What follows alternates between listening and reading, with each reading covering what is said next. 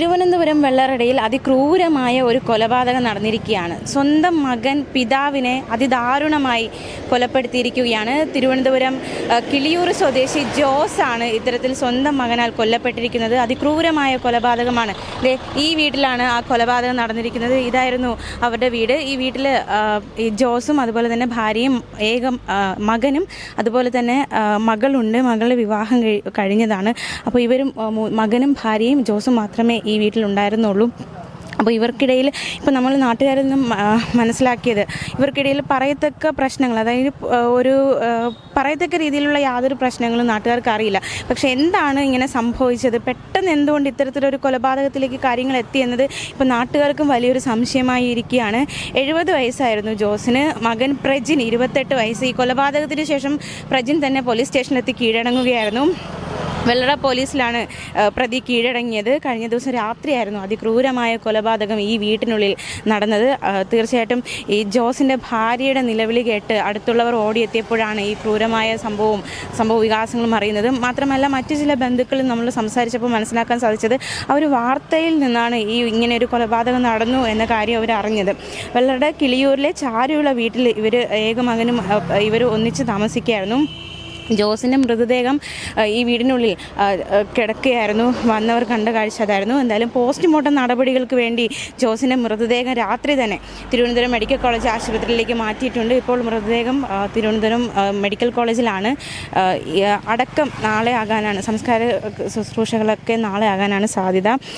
ഈ കൊലപാതകത്തിന് കാരണം തന്നെ സ്വതന്ത്രനായി ജീവിക്കാൻ ഈ പിതാവ് അനുവദിക്കുന്നില്ല എന്ന കാരണം പറഞ്ഞാണ് പ്രജിൻ ഇത്തരത്തിലൊരു കൊലപാതകം നടത്തിയത് എന്നാണ് നമുക്ക് മനസ്സിലാക്കാൻ സാധിക്കുന്നത്. ഈ മകനോടൊപ്പം ബിസിനസ്, അതായത് മകൻ ചൈനയിൽ MBBS വിദ്യാർത്ഥിയായിരുന്നു. പക്ഷേ പരീക്ഷ എഴുതിയെങ്കിലും വിജയിച്ചിരുന്നില്ല. ഈ ഒരു MBBS പഠനം പൂർത്തിയാക്കാൻ അല്ലെങ്കിൽ ഒരു വിജയം നേടാൻ മകന് സാധിച്ചിരുന്നില്ല. കോവിഡിനെ തുടർന്ന് നാട്ടിലെത്തിയ ഇയാൾ മാതാപിതാക്കൾക്കൊപ്പം വീട്ടിലായിരുന്നു കൂടുതൽ സമയം. ഇപ്പോൾ മനസ്സിലാക്കാൻ സാധിച്ചത് ഈ പ്രജിൻ, അതായത് മകൻ അധിക സമയമൊന്നും പുറത്തിറങ്ങാറില്ല. ഈ വീടിനുള്ളിൽ തന്നെയാണ് എപ്പോഴും ഇരിക്കാറുള്ളത് എന്നതടക്കമുള്ള കാര്യങ്ങളാണ് നമുക്ക് മനസ്സിലാക്കാൻ സാധിക്കുന്നത്. മാത്രമല്ല ഈ പ്രജിനെ സംബന്ധിച്ച് അയാൾ മാതാപിതാക്കളോട് നല്ല സ്നേഹത്തോടെ തന്നെയായിരുന്നു. പെട്ടെന്ന് ഇത്തരത്തിലൊരു ക്രൂര കൊലപാതകത്തിലേക്ക് കാര്യങ്ങൾ എത്തും എന്നൊന്നും വിചാരിക്കാനോ അല്ലെങ്കിൽ അത്തരത്തിലേക്കൊരു കാരണം എന്താണ്, അല്ലെങ്കിൽ പെട്ടെന്നൊരു കൊലപാതകത്തിലേക്ക് നയിക്കാൻ കാരണം എന്താണെന്നത് ഇപ്പോഴും ബന്ധുക്കൾക്കും അതുപോലെ തന്നെ പല നാട്ടുകാർക്കും വലിയൊരു സംശയമായി മാറിയിരിക്കുകയാണ്. എന്തായാലും പ്രതി കീഴടങ്ങിയിട്ടുണ്ട്. അതിക്രൂരമായ കൊലപാതകം തന്നെയാണ് നടന്നിരിക്കുന്നത്. ഇവർക്കിടയിൽ പുറമേ നിന്ന് നോക്കുമ്പോൾ യാതൊരു പ്രശ്നങ്ങളും ഇല്ല എന്ന് തന്നെയാണ് ചില ബന്ധുക്കളും നാട്ടുകാരും ഒക്കെ പറയുന്നത്. അപ്പോൾ എന്താണ് സംഭവിച്ചത്? മകൻ്റെ പരാതി അല്ലെങ്കിൽ നമുക്ക് ഇതുവരെയുള്ള വിവരങ്ങൾ അനുസരിച്ച് നമുക്ക് മനസ്സിലാക്കാൻ സാധിക്കുന്നത് അച്ഛൻ സ്വതന്ത്രമായിട്ട് ജീവിക്കാൻ അനുവദിച്ചില്ല, അതുകൊണ്ടാണ് ഇത്തരത്തിലുള്ള കൊലപാതകത്തിലേക്ക് കടന്നത് എന്നാണ് മകൻ പറഞ്ഞിരിക്കുന്നത്.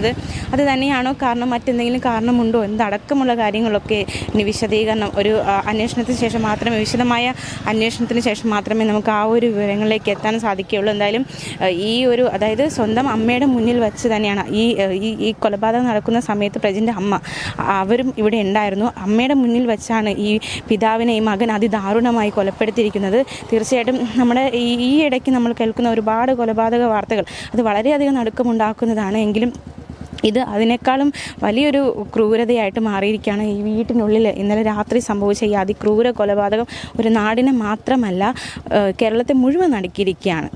തിരുവനന്തപുരത്ത് നിന്നും ക്യാമറാമാൻ ആഷിനോടൊപ്പം ആൻസി എസ്.